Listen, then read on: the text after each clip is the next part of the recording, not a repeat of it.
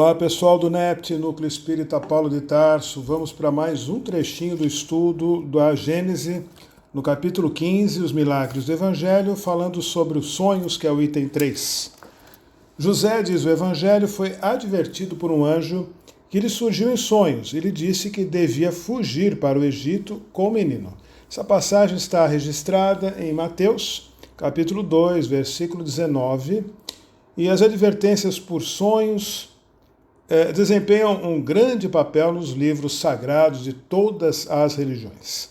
Sem garantir a exatidão de todos os fatos relatados e sem os discutir, o fenômeno em si mesmo nada tem de anormal, quando se sabe que durante o sono o espírito se desliga dos laços da matéria, quando entra momentaneamente na vida espiritual, onde reencontra aqueles a quem já conheceu, né? É frequente neste momento que os espíritos protetores escolham para se manifestar aos seus protegidos e lhes dar conselhos mais diretos. Os exemplos autênticos das advertências ou avisos por sonhos são numerosos, mas não se deveria deduzir que todos os sonhos sejam avisos, e ainda menos que tudo quanto se veja em sonhos tenha algum significado. Devemos colocar a arte de interpretar os sonhos entre as crenças supersticiosas e absurdas, né? Afinal de contas, nós não podemos viver no mundo dos sonhos, ok? Esse é um trechinho pequeno. Na sequência, nós vamos falar outro tema da Gênese relativo aos milagres do Evangelho. Até a próxima! Olá pessoal do Núcleo Espírita Paulo de Tarso, NEPT. Vamos para mais um trecho do estudo do capítulo 15 da Gênese, do livro A Gênese, os milagres do Evangelho. Nós vamos falar um pouquinho agora sobre a estrela dos magos. Lembra a estrela guia, né? Dizem que uma estrela apareceu aos magos que tinham ido adorar Jesus e que ela se deslocou diante deles para dar para eles uma indicação do caminho e parou quando eles chegaram no local onde Jesus estava. Isso tem no Evangelho de Mateus, capítulo 2, versículo de 1 a 12, contando a história.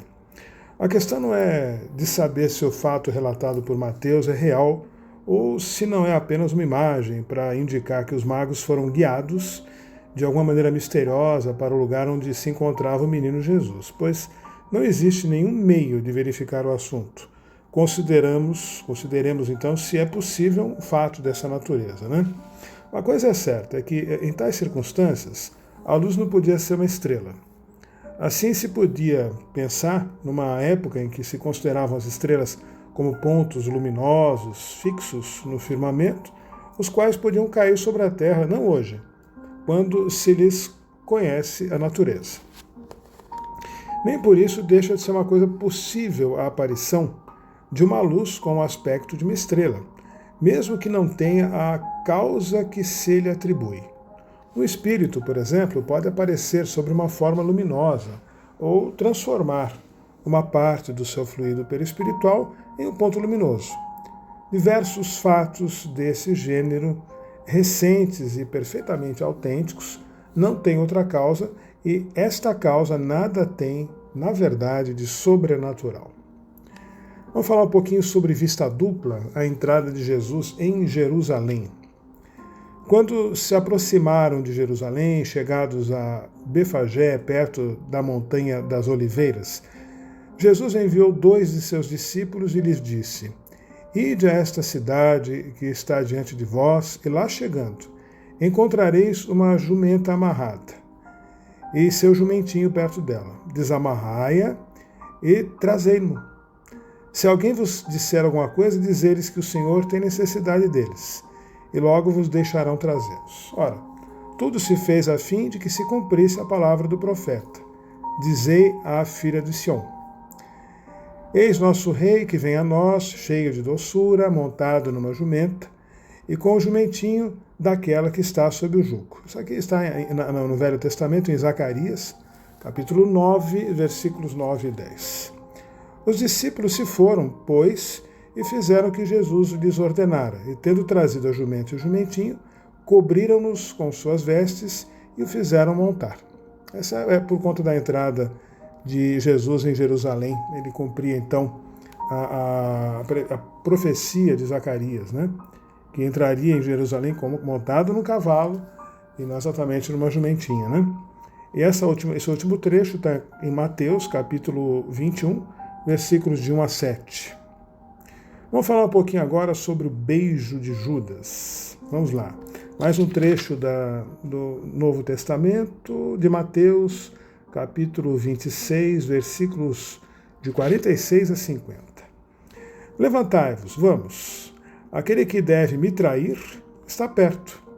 Ainda não terminaram tais palavras quando Judas, um dos 12, chegou e com ele uma tropa de gente armada de espadas e madeiras, os quais tinham sido enviados pelos príncipes dos sacerdotes e pelos anciãos do povo. Ora, aquele que o haveria de trair-lhes havia dado um sinal para o reconhecer, dizendo-lhes: aquele que eu beijar será o que procurais. Agarrai-o.